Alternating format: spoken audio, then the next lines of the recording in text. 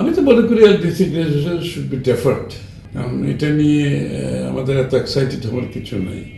LDC graduation নিয়ে অতিরিক্ত উত্তেজিত হওয়ার কিছু নেই বলে মনে করেন আমির Khasru Mahmud Chowdhury.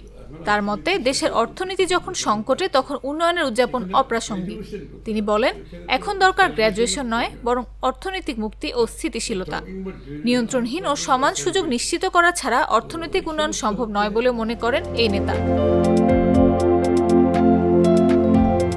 LDC graduation, bank ও শেয়ার বাজারের বর্তমান অবস্থা এবং অর্থনৈতিক মডেল কেমন হতে পারে, এসব বিষয় নিয়ে জাগো নিউজের সঙ্গে কথা বলেছেন বিএনপির স্থায়ী কমিটির সদস্য ও সাবেক বাণিজ্য মন্ত্রী আমির খসরু মাহমুদ চৌধুরী।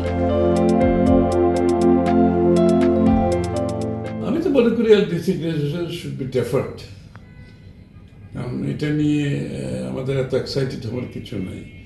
এলডিসি, আপনি গ্রাজুয়েশনের কথা বলতেছেন, তবে অর্থনীতি তো নিম্নগামী, যেখানে মানুষের চাকরি বাকরি হচ্ছে না, ইনভেস্টমেন্ট কমে যাচ্ছে, বিনিয়োগ কমে যাচ্ছে।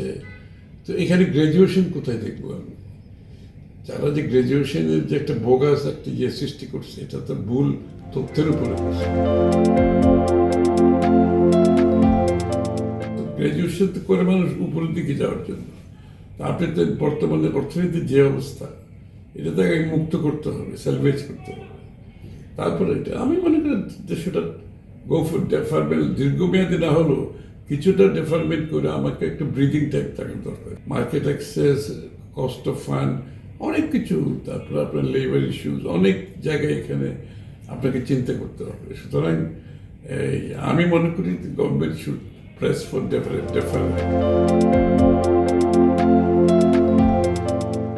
হলোড আউট ব্যাংকিং, শেয়ার বাজার, আমি তো বলছি ওদিন, কালকেই তো বললাম, এগুলো তো সবগুলো এর থেকে নিচে যাওয়ার তার কিছু নাই। সুতরাং এগুলোর স্যালভেজ করতে গেলে আপনাকে ইকোনমিক মডেল, নতুন মডেলের বিনিয়োগের মাধ্যমে প্রচুর দেশের বাইরে বিনিয়োগের মাধ্যমে আপনাকে বেরিয়ে আসতে হবে। এমপ্লয়মেন্ট ক্রিয়েট করতে হবে, বিনিয়োগ করতে হবে, এগ্রিকালচার, সার্ভিস, ইন্ডাস্ট্রি, প্রত্যেকটি জায়গায় প্রচুর বিনিয়োগের মাধ্যমে ইনফ্রাস্ট্রাকচার ডেভেলপ করতে হবে। আপনার মানব সম্পদ, জনসংখ্যাকে মানব সম্পদ কনভার্ট করতে হবে, এগুলো সব। এবং liberalisation of the economy is very important, deregulation is very important, যেটা আমি সবসময় বলতেছি।